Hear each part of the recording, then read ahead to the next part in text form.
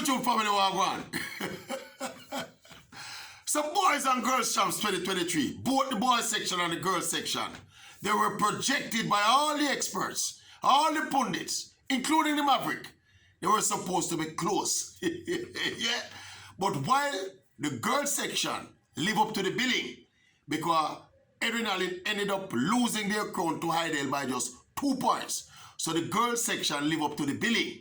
But somebody never did give KC the memo. Because in what was projected by all to be a close champs, KC win by 67 points in what was supposed to be a close champs. So on behalf of all of the pundits, on behalf of all of the experts, I would like to personally apologize to the Kingston College fraternity, to the Purple Nation, for daring to underestimate the heart and quality of the champions. And especially KC. Never you underestimate the heart of the Kingston College Nation. So big up KC. Anyway, look here. You see, this KC winner is not just about the heart of the champion, you know. When you look at the quality of the KC team still, and the depth and quality of the KC team, when you hear what the coach say at the end of the championships, the coach said here, everybody talk about these close championships. He might wonder which championship they might talk about are close. Supremely confident. But as is the case with almost everybody who walk through them gate, they don't North Street, you know. See, never short and confidence. But they had real quality though. Depth and quality, and of course, some top athletes. That 9.99 Bawaji run in the 100 meters, so early in the meet, must have ignited a kind of, as if to say KC need it, you know. But it's supposed to ignite another level of confidence in the camp going in the direction of the championships. Yeah, because, you know, there was that, all that focus was on Bawaji and him running that sub-10 timing, the first ever sub-10 time in a champs, and him delivered emphatically. And you know them together with sports and execution. Confidence kind of spread like wildfire in an already confident KC camp. So you know it was almost inevitable. But it's not just confidence, you know. KC also recruited well. This you only hear them call KC now on social media and all them something. Kenyan College. Obviously because of the propensity now with them, they then decide to them go for some African long distance run and become bolster the program. You know, it kind of rub a lot of people wrong, say, you know, KC and other schools as well, and go outside of the country, outside of the region, even for carrying athletes just to become win champs. But it is what it is. It's all done within the rules stipulated by ISA. But KC, they were smart enough to start a revolution, the African revolution, and they're continuing. The only little question, I think, the valid question that some people might ask still, because of the notorious reputation of African sportsmen and women, not just athletes, but in terms of a discrepancy with how credible them age information is. Sometimes I watch some of them and they run on the champs and I wonder if them a schoolboy age for true. And with the reputation of African nations, generally, we kind of have some issues with the credibility and the age of them representatives. One wonders if potentially KC might start running into some issues with that kind of thing they do.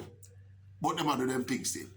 And again, me say, some of us dare to underestimate the heart of the champion. Look here, there's another component of champs as it relates to KC where we have to mention it.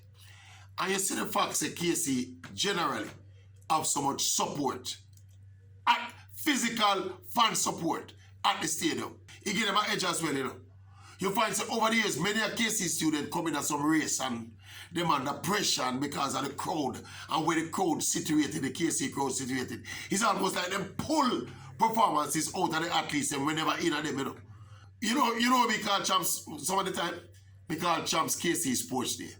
Because the amount of KC fans will turn up. And sometimes you have people come out, see them cheer for nobody and just jump on the KC wagon and start cheering for KC.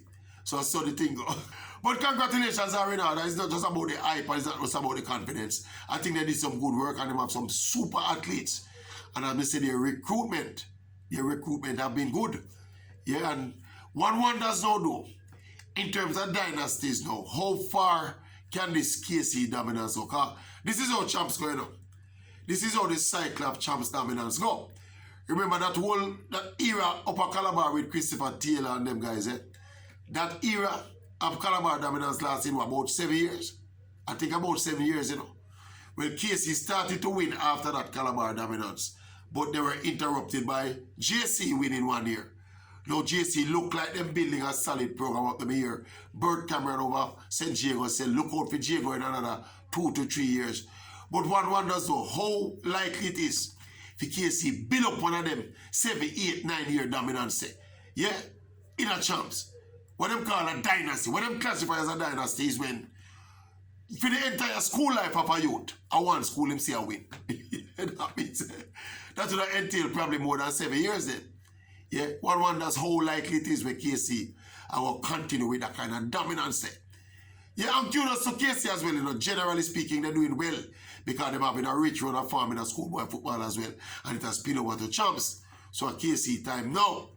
But as me say, apologies on behalf of all of the experts and pundits who thought that the champs would be close. The champs was not close. 67 points. So you know the impression me get?